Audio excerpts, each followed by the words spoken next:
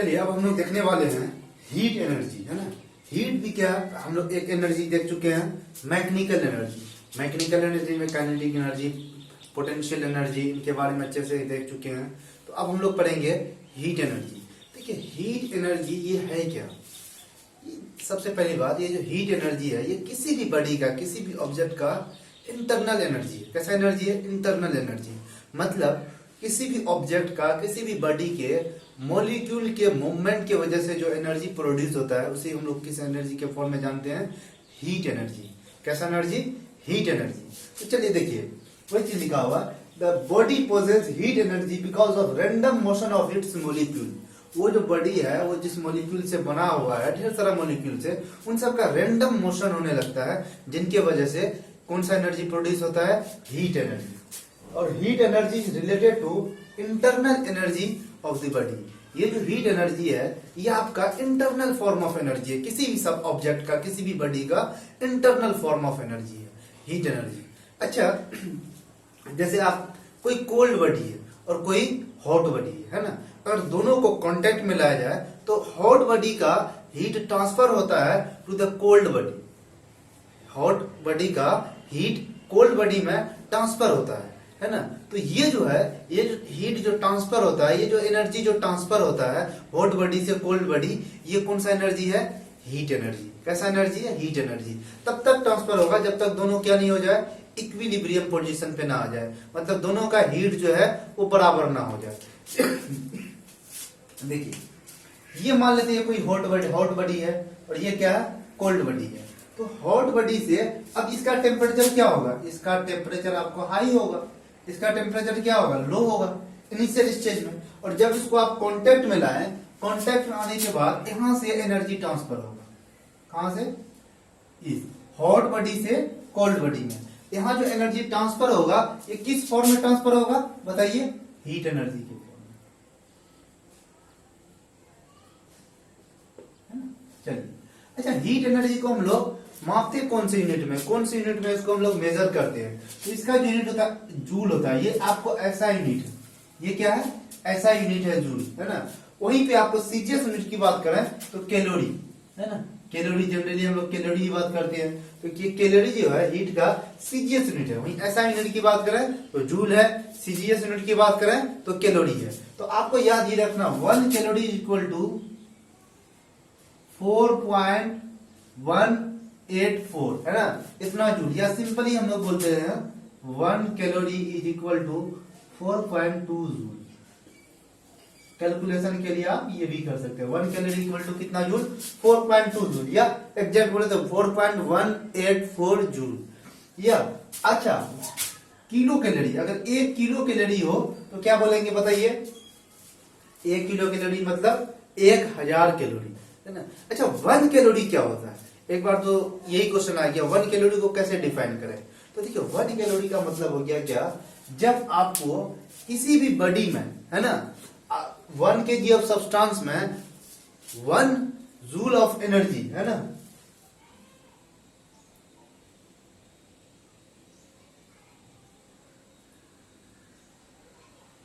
चलिए ये क्या हो गया? 2 यूनिट आपको ध्यान में रखना है। ऐसा यूनिट क्या है हीट का? जूल। और आपको सीजीएस यूनिट क्या है हीट का? कैलोरी। क्लियर है? चलिए अब हम लोग को देखना है टेम्परेचर। टेम्परेचर क्या है? हॉटनेस, कोल्डनेस, किसी भी बॉडी का हॉटनेस या कोल्डनेस को मेजर जो करते हैं हम लोग इसमें करते हैं टेम्परेचर। किसमें मेजर करते हैं? टेम्परेचर। ये हॉटनेस, कोल्डनेस, यही जो होता है इसी को हम लोग आपको कंपेयर जो करते हैं, हॉटनेस कोल्डनेस किसी बॉडी का, वही क्या है? टेम्परेचर। टेम्परेचर की मदद से कोई बॉडी कितना गर्म है, गर्म है तो हम लोग किसी और बॉडी से कंपेयर करके बोलते हैं अच्छा उससे गर्म है। तो मतलब हम लोग ये टेम्परेचर की मदद से एक बॉडी को दूसरे बॉडी को डिफ्रेंशिएट करते हैं, ये हॉट है, ये कोल्ड है ना। चलिए ये चीज है।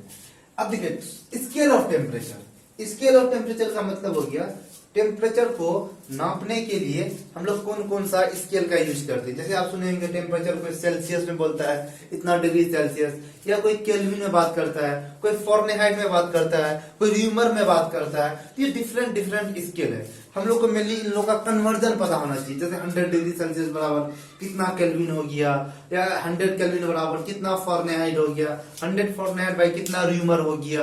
तो ये सब क्या है, स्केल है, मतलब मेजर करने का डिफरेंट डिफरेंट मेथड है टेम्परेचर को। तो चलिए इसी में हम लोग देखेंगे मेनली कौन कौन सा स्केल है। सबसे पहले क्या है, सेल्सियस स्केल है ना। सेल्सियस स्केल को हम लोग बोलते हैं डिग्री सेल्सियस में मेजर करते हैं। उसके बाद केल्विन स्केल, केल्विन को हम लोग डिग्री में नहीं बोलते, सिर्फ केल्विन मतलब के, है ना। फॉरेनहाइट को हम लोग डिग्री फॉरेनहाइट बोलते हैं। और एक होता है र्यूमर, है ना, र्यूमर स्केल, हम लोग डिग्री र्यूमर बोलते हैं। हालांकि उतना इंपॉर्टेंट नहीं, फिर भी ध्यान रखना है, मेनली तो इन्हीं का कन्वर्जन आ जाता है एग्जाम वगैरह में। तो आपको एक हम शॉर्टकट बता देते हैं किसी भी कन्वर्जन के लिए, आप इसको याद रखिए।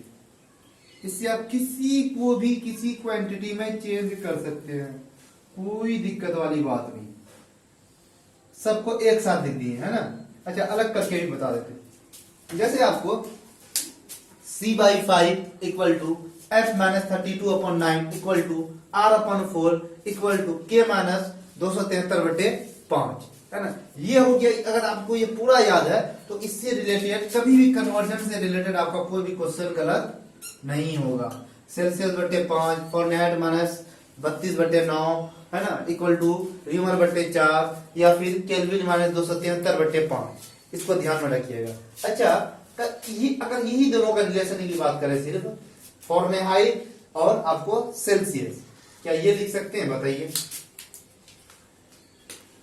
C/5 is equal to F minus 32/9। अच्छा, अगर हमको ऐसा कर दें, Celsius equal to 5/9 into F minus 32, ये भी याद रख सकते हैं। अगर फॉरेनहाइट और सेल्सियस बदलना होता है ना, तो 5/9 इंटू F माइनस 32, तो ये कन्वर्जन हो गया। चलिए, अगर हमको एक चीज बताइए, हम सेल्सियस और केल्विन की बात करें, किसकी बात करें, सेल्सियस और केल्विन। जैसे हम क्या बताए, C/5 is equal to K minus 273/5।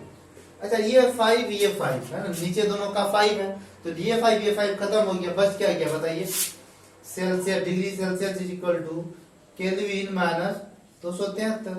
यहां से क्या ऐसा लिख सकते हैं, kelvin is equal to 273 plus C, kelvin is equal to 273 plus C। इसका मतलब हो गया जितना भी डिग्री सेल्सियस दिया हुआ है उसको अगर केल्विन में बदलना हो तो हम लोग डायरेक्ट क्या करेंगे, उसमें 273 ऐड कर देंगे। या सिंपल में 273 प्लस जितना केल्विन है उसको ऐड कर दीजिए, कितना आ जाएगा, वो सेल्सियस को ऐड कर दीजिए, क्या आ जाएगा, केल्विन आ जाएगा। 273 को आप ऐड कर दीजिए सेल्सियस में, कितना आ जाएगा, वो केल्विन में आ जाएगा। जैसे फॉर एग्जांपल मान लेते हैं 100 डिग्री सेल्सियस, 100 डिग्री सेल्सियस बराबर कितना केल्विन, कितना केल्विन बताइए।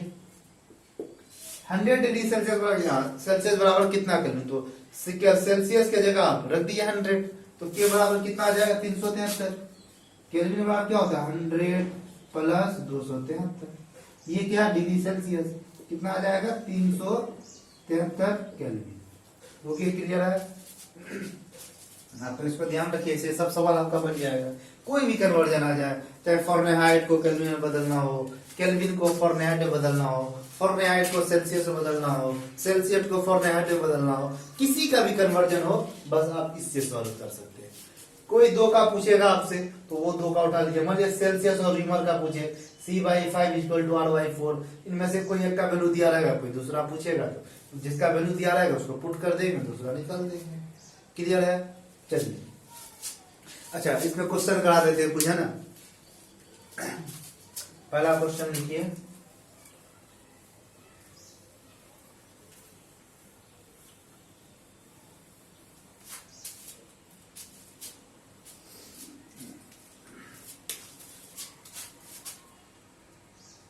फर्स्ट क्वेश्चन है ना, आपको 20 डिग्री सेल्सियस को, है ना, केल्विन में चेंज करना है। किस में चेंज करना है, केल्विन में। 20 डिग्री सेल्सियस बराबर कितना केल्विन होगा? सिंपल, आपको अभी बताए थे है ना, केल्विन बराबर क्या होता है आपको 273 प्लस सेल्सियस। तो 20 डिग्री सेल्सियस हमको दिया हुआ है, केल्विन पूछ रहा है, सिंपल 273 प्लस जितना डिग्री सेल्सियस दिया रहेगा हमको, इसको ऐड कर दीजिए, कितना हो जाएगा बताइए? 293 केल्विन। इसका मतलब 20 डिग्री सेल्सियस में कितना केल्विन हो गया? 293 केल्विन। चलिए अब यही इसी को हम चेंज करने बोल रहे हैं आपको। आप बताइए 20 डिग्री सेल्सियस को आपको बताना है फॉरेनहाइट में कितना? 20 डिग्री सेल्सियस को फॉरेनहाइट में, डिग्री फॉरेनहाइट में कितना होगा, कितना फॉरेनहाइट होगा? चलिए अब इसको कैसे सॉल्व करें? देखिए ये जो रिलेशन आपको याद रखना है ना, C/5 is equal to F minus 32/9, यही है। चलिए अब जो आएगा, हालांकि यहाँ पे निगेटिव आएगा, माइनस में आएगा, कोई दिक्कत नहीं, जितना आ जाए है ना। हमको डिग्री सेल्सियस C/5 मतलब C कितना दिया? 20/5 is equal to F minus 32/9, ये कितना हो जाएगा? 4। ये हो जाएगा 4 इक्वल टू F माइनस 32/9 है ना। और आपको ये 9 को इधर आप भेज दीजिए, 9 जगह 36 is equal to F minus 32, अच्छा प्लस में आंसर आ जाएगा ना, कोई दिक्कत नहीं। 36 प्लस 32 कितना हो जाता है बताइए? 68 डिग्री फॉरेनहाइट। समझ में आया? मतलब 20 डिग्री सेल्सियस वाला कितना डिग्री फॉरेनहाइट? 68 degree Fahrenheit. चलिए एक और करके दिखाइए।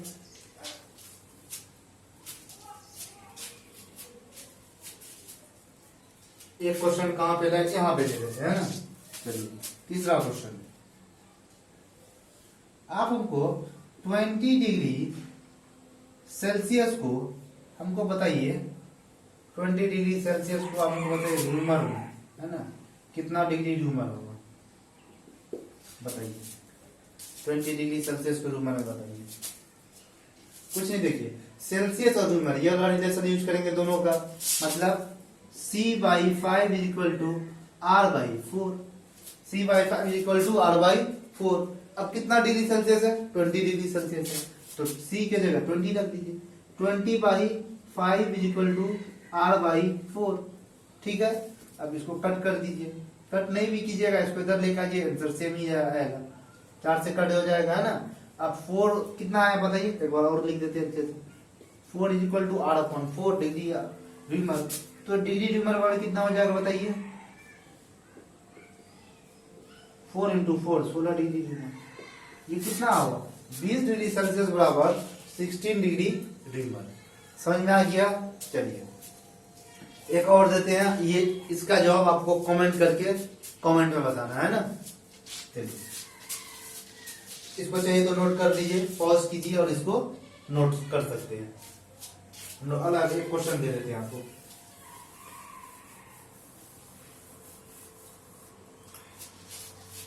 क्वेश्चन है कन्वर्ट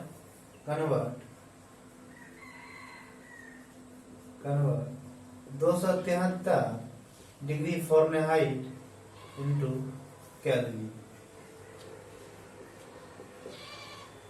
है ना। 273 डिग्री फॉरेनहाइट को आपको किस में बदलना है? केल्विन में बदलना है। इसको इसका आंसर क्या करना है आपको? कमेंट करके बताना है, मैं चेक करूंगा किनका सही है ना। जिनका सही है उसको क्या मिलेगा? एक थंब मिलेगा, है ना, वेल्डन का थंब मिलेगा।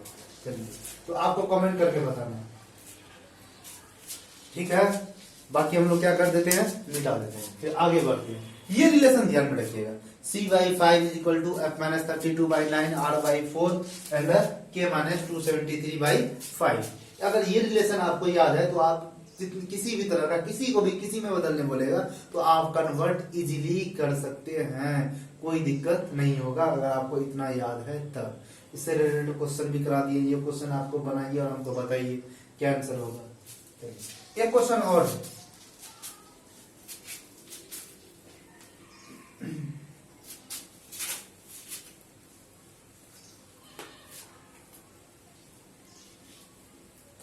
एक क्वेश्चन और है, बताइए।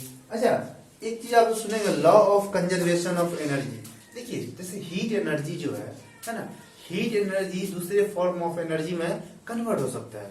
कोई सा भी एनर्जी किसी और फॉर्म ऑफ एनर्जी में चेंज हो सकता है, लेकिन एनर्जी कभी क्रिएट नहीं होता है, कभी डिस्ट्रॉय नहीं होता, उसका बस फॉर्म चेंज होता है, एक फॉर्म से दूसरे फॉर्म में चेंज होता है। ये हम पिछले लेक्चर में भी समझा चुके हैं, जैसे कि वायर है उसमें करंट दौड़ रहा है, इलेक्ट्रिक करंट है ना, इलेक्ट्रिकल एनर्जी है, तो वो जो है अब फैन चल रहा है, फैन क्या है, मैकेनिकल एनर्जी हो रहा है वहां पे, तो वहां पे इलेक्ट्रिकल एनर्जी किस में चेंज हो रहा है, मैकेनिकल एनर्जी में चेंज हो रहा है। ये चीज है, जैसे हीट देके हम लोग खाना वगैरह बनाते हैं, है ना, तो वहां भी क्या होता है, आपको हीट एनर्जी को दूसरे फॉर्म ऑफ एनर्जी में चेंज होता है, तो यही चीज है।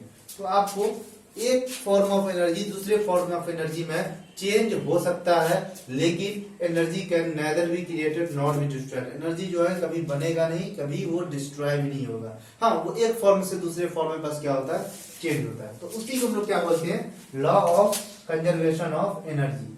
इसमें क्या लिख लीजिएगा, ये तो according to this law energy, according to this law energy can never be created nor be destroyed, है ना, only one form of energy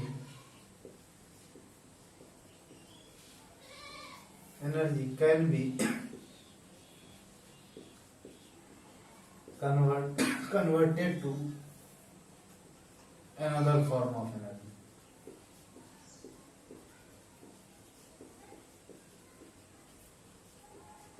एक फॉर्म ऑफ एनर्जी दूसरे फॉर्म में चेंज होगा, लेकिन कभी भी एनर्जी क्रिएट नहीं होगा, डिस्ट्रॉय नहीं होगा। चलिए लिख लीजिए उसको, उसके बाद इस क्वेश्चन को कॉपी में लिखिए और खुद से बनाइए, है ना। पहले पॉज कीजिए, उसको क्वेश्चन लिख लीजिए, फिर वीडियो को पॉज कीजिए, खुद से बनाइए, फिर आपको सॉल्यूशन देखना है। चलिए बन गया होगा। Calculate the boiling point of water on celsius scale, fahrenheit scale and kelvin scale respectively. अच्छा, रिस्पेक्टिवली का क्या मतलब हो गया, जो पहले है उसका आंसर पहले आना चाहिए।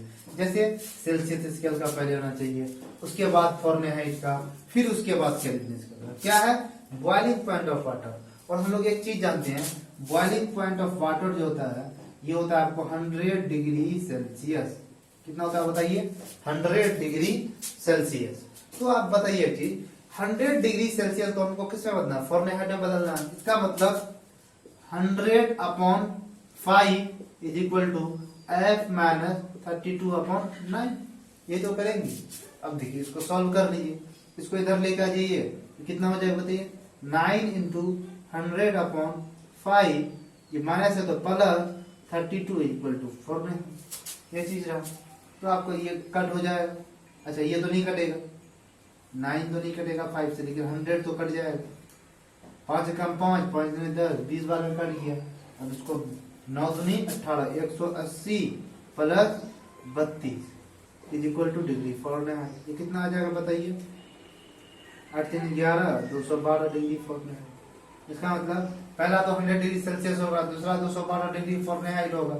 ऑप्शन देख लीजिए, पहला 100 डिग्री सेल्सियस नहीं है तो ये ऑप्शन तो गलत ही हो गया। दूसरा क्या 100 डिग्री सेल्सियस, ये सही हो सकता है, ये भी सही हो सकता है, ये तो गलत हो गया 212 डिग्री सेल्सियस, है ना। तो ये ऑप्शन बी और सी में कोई एक होगा। ठीक है, अब आगे देखते हैं। डिग्री फॉरेनहाइट, डिग्री फॉरेनहाइट कितना है 212, इसका मतलब सेल्सियस के बाद डिग्री फॉरेनहाइट वाला लेना है। ये कितना हो जाएगा 212, 212 जो है सिर्फ ऑप्शन बी में है, सी में नहीं है।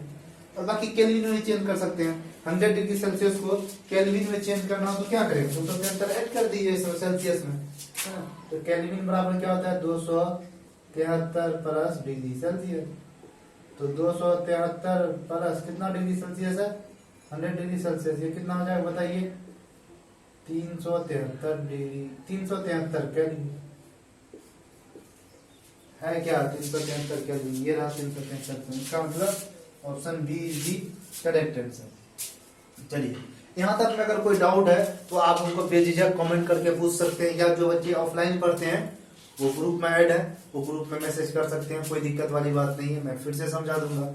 तो बाकी इतना नोट कर लीजिए बढ़िया से, और ये सब डाटा थोड़ा ध्यान रखिएगा। 1 कैलोरी इक्वल टू 4.2 जूल, है ना।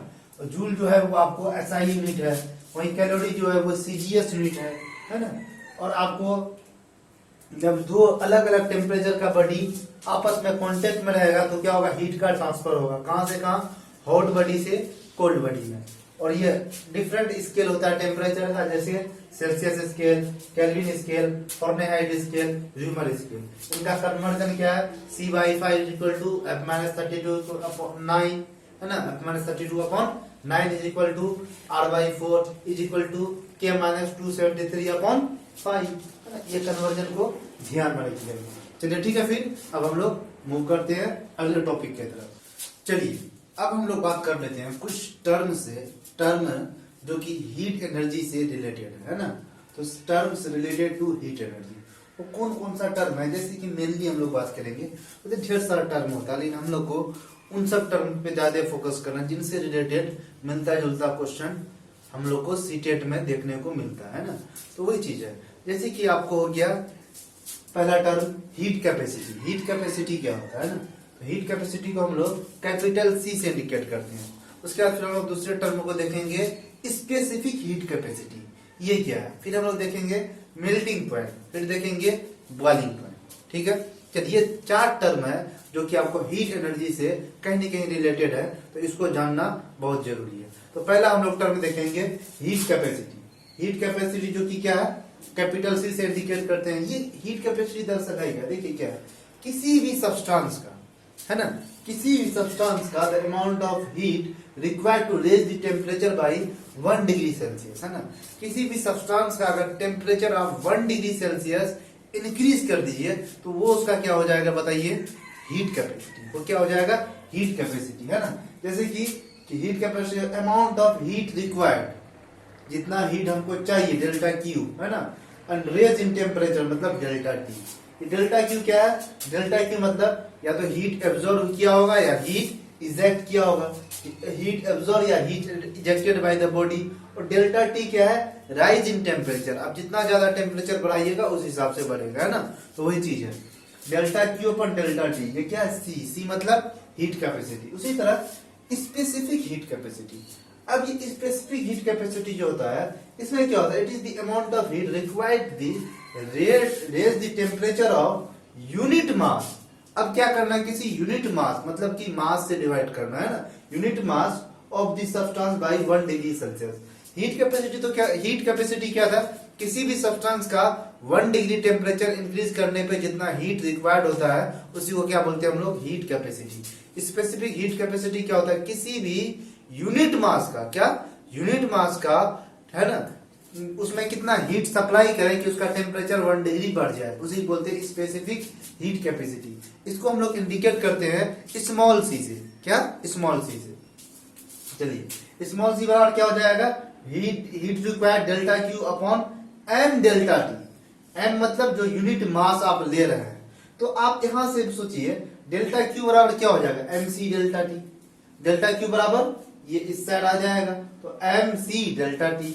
ये डेल्टा क्यू क्या है, डेल्टा क्यू वही चीज है ना, हीट एब्जॉर्ब या हीट गेन। ये एम क्या है, मास ऑफ दी सब्सटेंस। ये सी क्या है बताइए, स्मॉल सी मतलब specific heat capacity.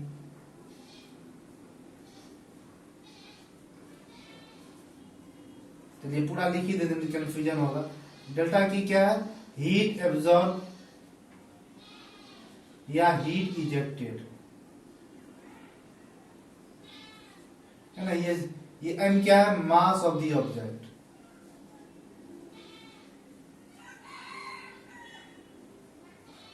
Delta T क्या है, rise in temperature,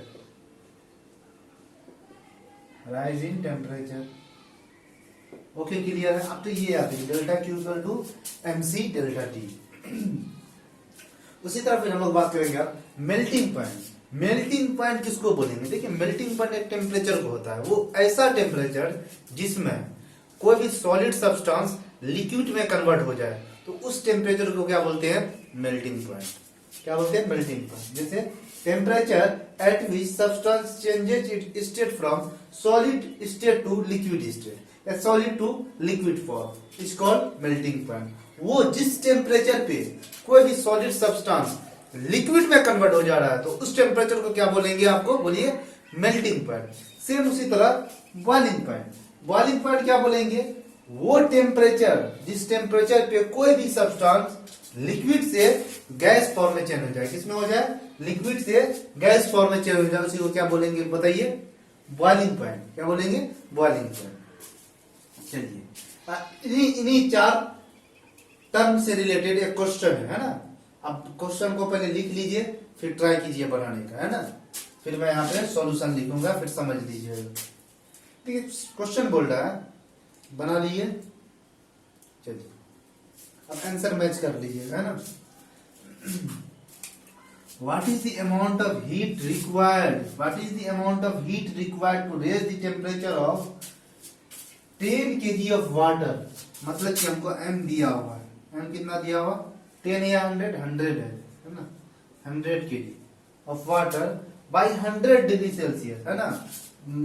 temperature race कितना कर रहे हैं, 100 डिग्री, मतलब डेल्टा टी दिया हुआ कितना, 100 degree Celsius. Specific heat of water इसी तरह, स्पेसिफिक हीट मतलब स्मॉल सी दिया हुआ कितना बताइए, 4186 है ना, जूल पर केजी डिग्री सेल्सियस, ये दिया हुआ है ना। अब हमको क्या पूछा, हमसे what is the amount of heat required, मतलब हमसे पूछा डेल्टा क्यू, क्या पूछ रहा है, डेल्टा क्यू। डेल्टा क्यू बराबर क्या जानते हैं, M C delta T, M C delta T, सब चीज तो दिया हुआ ही है। एम कितना दिया हुआ देखिए, एम दिया हुआ 100, सी कितना दिया हुआ देखिए, सी दिया 4186,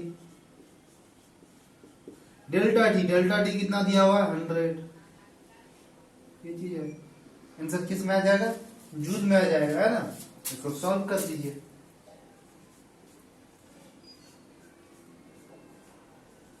इसको और अच्छे से दिखाए तो क्या आ जाए, 4.186 into 10 to the power 7 joule.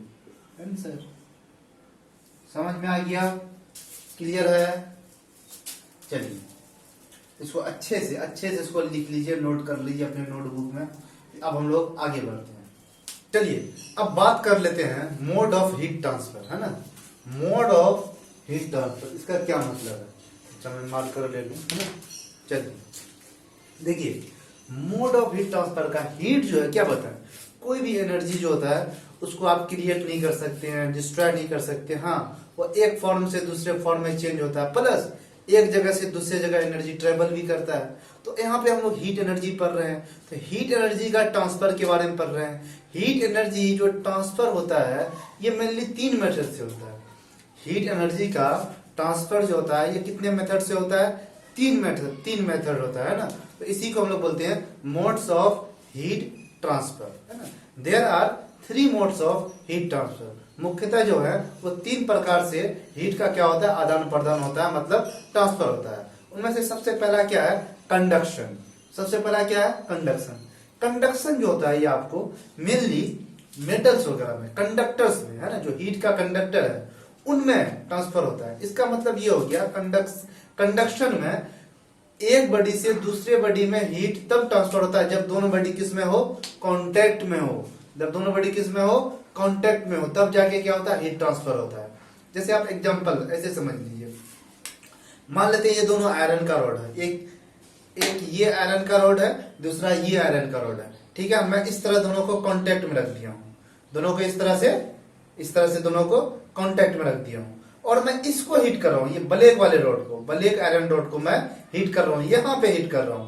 लेकिन आप जब कुछ देर के बाद यहाँ पे टच कीजिएगा तो भी आपको हीट महसूस होगा। क्या होगा, हीट महसूस होगा। इसका मतलब क्या हो गया, इसका मतलब हीट तो हम यहाँ पे सप्लाई किए थे, लेकिन यहाँ पे हीट पहुंच जा रहा है। यहाँ से हीट सप्लाई किए लेकिन यहाँ पे पहुंच जा रहा है, इसका मतलब हीट का ट्रांसफर हुआ है। अब अगर हम लोग ऐसे रखते तो हो सकता है हीट ट्रांसफर ना हो, है ना। उसका अगर इफेक्ट कम रहेगा तो हीट ट्रांसफर नहीं होगा। क्यों, क्योंकि कांटेक्ट में नहीं है। इसको कांटेक्ट में लाए तो हीट का ऐसे ऐसे ट्रांसफर होकर इस बॉडी में आ गया, उसके बाद इसमें आ गया। इसका मतलब जब दो बॉडी आपस में कांटेक्ट हो और उसमें जो हीट ट्रांसफर होता है तो उस मेथड को हम लोग बोलते हैं कंडक्शन। क्या मेथड बोलते हैं, कंडक्शन। चलिए अब देख लेते हैं क्या लिखा हुआ। Heat transfer takes place when body is in contact, heat का ट्रांसफर होता है तब जब आपको बॉडी क्या हो, कांटेक्ट में हो।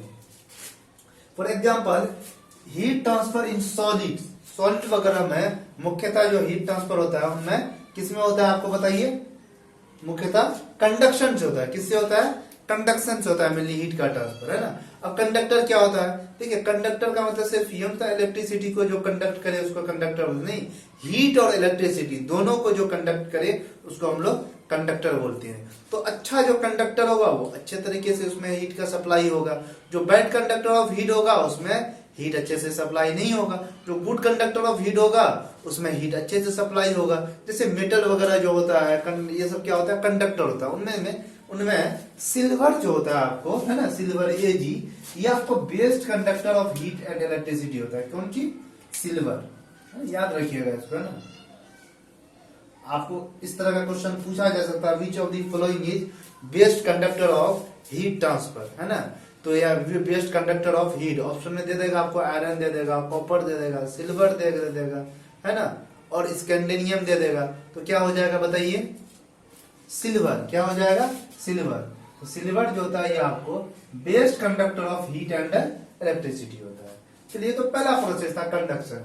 कंडक्शन में क्या समझे हम लोग, एक बार तुरंत से रिवाइज कर लेते हैं। कंडक्शन का मतलब हीट का ट्रांसफर होना, लेकिन दो बॉडी किसमें हो, कांटेक्ट में हो। किसमें हो, दो बॉडी कांटेक्ट में हो। जब दो बॉडी कांटेक्ट में होता है उसमें जो हीट का ट्रांसफर होता है उस मेथड को क्या बोलते हैं हम लोग, कंडक्शन, है ना। चलिए अब अगला देखते हैं, कन्वेक्शन। ये रहा कन्वेक्शन। अब इसमें क्या होता है, देखिए बॉडी में जो एक ही बॉडी में जब हीट का ट्रांसफर होता है तो उसके अंदर जो मॉलिक्यूल वगैरह, पार्टिकल वगैरह जो है उसका एक्चुअल में मूवमेंट होता है। उसका क्या होता है, एक्चुअल में मूवमेंट होता है, उनकी वजह से हीट का ट्रांसफर होता है। जैसे आप ऐसे याद कीजिए, मान लेते हैं एक बड़ा सा पतीली ले लीजिए, है ना, उसको गैस में रखे। जैसे अब जाड़े का दिन आ रहा है तो हम लोग पानी गर्म करके नहाते हैं, है ना। तो आप क्या कीजिए, उस गैस में जब पतीली रखते हैं उसमें ठंडा पानी है अभी, उसको हम लोग को हीट करना है। आप हीट जो है ऐसे समझिए, जैसे मान लीजिए कैसे बनाओ पतीली, ऐसे मान लिया, ये रहा, है ना। आप यहाँ पे आप वाटर भरा हुआ है, थोड़ा पानी भरा हुआ है,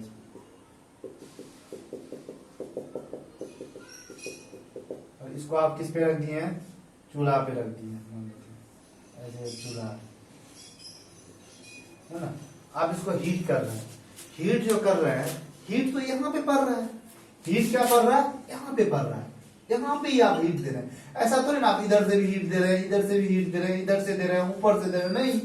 लेकिन कुछ देर के बाद आपको दिखेगा यहाँ पे अभी पानी जो है गर्म हो जाएगा। लेकिन आप याद कीजिए, स्टार्टिंग में बिल्कुल जैसे आप इसको रखिए चूल्हे पे और उसके कुछ 10 सेकंड बाद देखिए आप ऐसे ऊपर उंगली रखिएगा, आपको हीट फील नहीं होगा। आपको लगेगा अभी तो पानी गर्म हुआ ही नहीं है। ऐसा क्यों, क्योंकि अभी बताते हैं उसका रीजन। लेकिन आप धीरे धीरे उंगली को नीचे करते जाइए, आपको थोड़ा थोड़ा हीट महसूस होते जाएगा, है ना। थोड़ी देर बाद, मान लीजिए 30 सेकंड के बाद थोड़ा आप नीचे उसके डेप्थ में जाइए तो आपको क्या हीट फील होगा। लेकिन टॉप पे आप उंगली रखिएगा, हीट फील नहीं होगा। वो इसलिए होता है क्योंकि इसमें जो हीट का जो मूड होता है वो कन्वेक्शन से होता है। किससे, कन्वेक्शन से। जैसे यहाँ पे हीट पड़ा है ना, यहाँ पे हीट पड़ने से ये मॉलिक्यूल पहले हीट होगा, ये जो आपस में जो मॉलिक्यूल है ये क्या हो जाएगा, हीट हो जाएगा। हीट होने के बाद इसका मूवमेंट होगा। अब जो भी सब्सटेंस हीट होता है, हीट होने के बाद ये कहां चले जाता है, ऊपर चले जाता है। कहां चले जाता है, ऊपर, क्योंकि हल्का हो जाता है हीट होने के बाद। तो ये क्या ऊपर चले गया, अब ऊपर का मॉलिक्यूल फिर नीचे आ जाता है। और इस तरह से जब सारे मॉलिक्यूल में हीट एनर्जी गेन कर लेते हैं तो पूरा पानी क्या हो जाता है, गर्म हो जाता है। फिर ये ऊपर गया, फिर ये हीट होकर फिर ऊपर गया, फिर जो ठंडा मॉलिक्यूल है वो नीचे आ गया, फिर हीट होके फिर ऊपर गया, फिर ये नीचे आ गया। तो इस तरह से होता है ना, इस तरह से एक्चुअल मूवमेंट होता है मॉलिक्यूल का। वही चीज है, heat transfer occur by actual motion of heated particle. जिस पार्टिकल को आप हीट किए उसका एक्चुअल मोशन होता है, उसके थ्रू हीट का ट्रांसफर होता है। उसके थ्रू क्या होता है, हीट का ट्रांसफर। तो इस मेथड को हम लोग क्या बोलते हैं, इस मेथड को क्या बोलते हैं बताइए, कन्वेक्शन। कन्वेक्शन में आपको बॉडी कांटेक्ट में कहां है, ये रहा हीट का सोर्स, ये रहा हीट का सोर्स, इसके बीच में तो स्पेस है ना। तो ये चीज है। और क्या है, इसमें आपको मूवमेंट होता है, पार्टिकल का क्या होता है, मूवमेंट होता है ना। जैसे ये हीटेड पार्टिकल है, इसका मूवमेंट हुआ, ये ऊपर गया, फिर ऊपर से जो पार्टिकल हीट नहीं हुआ वो फिर नीचे आएगा, फिर वो हीट होकर फिर ऊपर जाएगा, फिर जो हीट नहीं हुआ वो नीचे आएगा। इस तरह से मूवमेंट होते रहता है कौन से पार्टिकल का, हीटेड पार्टिकल का। तो इसी मेथड को बोलते हैं हम लोग बोलते हैं कन्वेक्शन ऑफ हीट ट्रांसफर या heat transfer by convection method. Okay, clear है। चलिए अब आगे देखते हैं।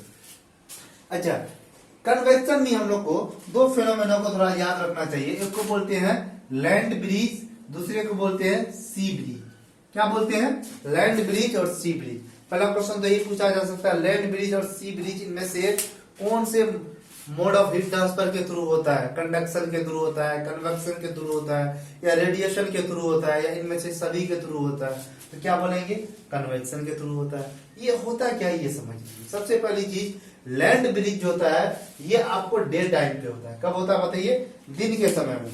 Land bridge occurs during the day time. Day time इसमें क्या होता है, जैसे देखिए सनलाइट वगैरह पड़ा है ना अर्थ सरफेस पे, सनलाइट अर्थ सरफेस पे पड़ने के बाद ये अर्थ का जो अपर मोस्ट पार्ट जो है वो हीट होने लगता है, वहां पे जो मॉलिक्यूल वगैरह वो हीट होने लगता है। तो क्या होता है, तो गैसियस मॉलिक्यूल जो है वो हीट हुआ, तो हीट होके तो ये मॉलिक्यूल चले जाता है किधर? सी के तरफ। कहां चले जाता है? हीटेड मॉलिक्यूल चले जाता है सी के तरफ। अब सी के में जो कोल्ड मॉलिक्यूल है जो हीटेड नहीं है तो वो किस में चले आ जाता है? ये आ जाता है लैंड की तरफ, है ना। तो इसलिए कि फिनोमेना को क्या बोलते हैं हम लोग को? Land bridge. तो लैंड जो होता है धीरे धीरे ठंडा होने लगता है ना, तो वही चीज है। अच्छा, सनलाइट तो सी में ही पड़ता होगा तो दोनों का हीट होना चाहिए। देखिए आपको ये याद रखना है, मतलब कि लैंड के कंपेयर में सी जो होता है वो जल्दी हीट नहीं होता, लैंड तेजी से हीट हो जाता है, इसलिए इसका मॉलिक्यूल सी के तरफ जाता है, इससे कोल्ड मॉलिक्यूल लैंड के तरफ आता है। इसी को हम लोग कौन सा फिनोमेना बोलते हैं? Land bridge. इसी का उल्टा, इसी का जस्ट उल्टा सी ब्रिज। आपको सी ब्रिज जो होता है ड्यूरिंग नाइट टाइम होता है। किस समय होता है? रात के समय। रात के समय क्या होता है, जैसे देखिए अब सी का मॉलिक्यूल जो है वो ज्यादा हीटेड है as compare to land breeze. Land का मॉलिक्यूल है ना, तो अब क्या होता है, सी से मॉलिक्यूल का ट्रांसफर होता है टुवर्ड्स द लैंड सरफेस, और फिर लैंड का जो कोल्डर मॉलिक्यूल है वो चले जाता है किसके? टुवर्ड्स द सी सरफेस, है ना। यही सी फिनोमेना हम लोग क्या बोलते हैं? सी ब्रिज। अब यहाँ पे सी ठंडा हो रहा है, तो यही चीज है। चलिए इसको ध्यान में रखिएगा। अभी तक हम लोग दो मोड पढ़ लिए। पहला पढ़ लिए कंडक्शन के बारे में, दूसरा पढ़ लिए हम लोग कन्वेक्शन के बारे में, है ना। कंडक्शन में क्या होता है, जब दो पार्टिकल, दो बॉडी कांटेक्ट में हो और हीट का ट्रांसफर हो तो उस मेथड को बोलेंगे क्या? कंडक्शन। और जब एक्चुअल मोशन होने लगे पार्टिकल का विद इन द बॉडी और उसके थ्रू हीट का ट्रांसफर हो तो उसको बोलेंगे कन्वेक्शन। कन्वेक्शन में हम लोग को दो बात ध्यान में रखना है। पहला क्या ध्यान में रखना है बताइए? लैंड ब्रिज और सी ब्रिज। लैंड ब्रिज कब होता है? दिन के समय होता है या रात के समय? तो दिन के समय। सी ब्रिज कब होता है? दिन के समय या रात के समय? रात के समय। बस चलिए अब आगे देखते हैं हम लोग रेडिएशन। क्या देखेंगे? रेडिएशन। देखिए रेडिएशन क्या होता है, इसमें कोई भी बॉडी, दो बॉडी में हीट का ट्रांसफर हो रहा है, लेकिन वो बॉडी जो आपको कांटेक्ट में नहीं है और उनके बीच में कोई मीडियम हो ना हो कोई फर्क नहीं पड़ता। एग्जाम्पल समय, जैसे ये ओवन आप जला रहे हैं, है ना। ये क्या कर रहे हैं? ओवन जला रहे हैं। ये कोई हंडी ऊपर, नीचे कोई चूल्हा जल रहा है ना, इस तरह से, है ना, चूल्हा जल रहा है। एक चीज बताइए आप, चूल्हा जो जलता है इसको थोड़ा ऊपर में रखेंगे तो क्या हीट नहीं होगा? हीट होगा।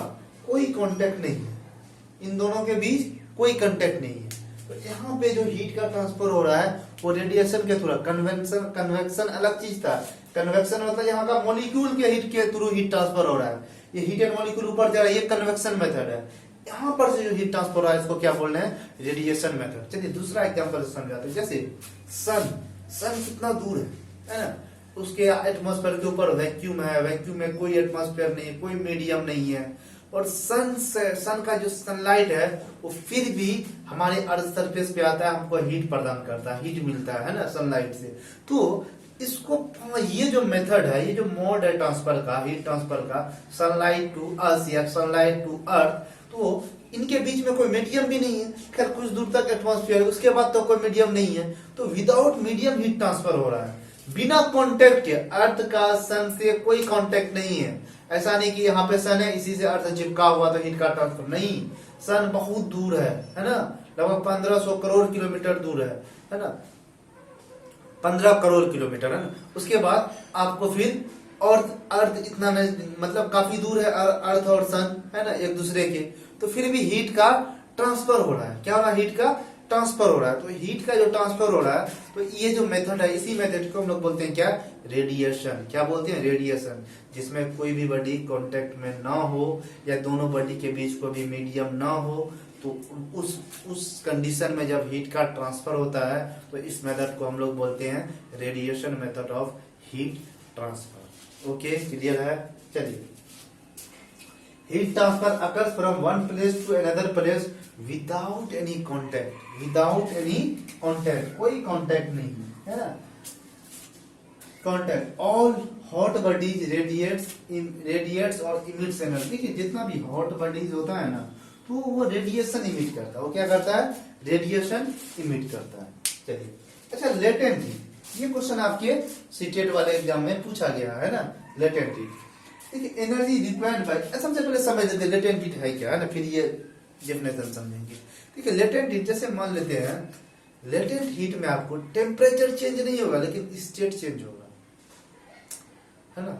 टेम्परेचर का चेंज नहीं होता है, स्टेट का चेंज। जैसे मान लेते हैं आप बर्फ लाइए, है ना, बर्फ को जब आप रूम टेम्परेचर पर रखिएगा, बर्फ तो सॉलिड फॉर्म में है, वो धीरे धीरे लिक्विड फॉर्म में आ जाएगा। किसमें आ जाएगा? लिक्विड फॉर्म में।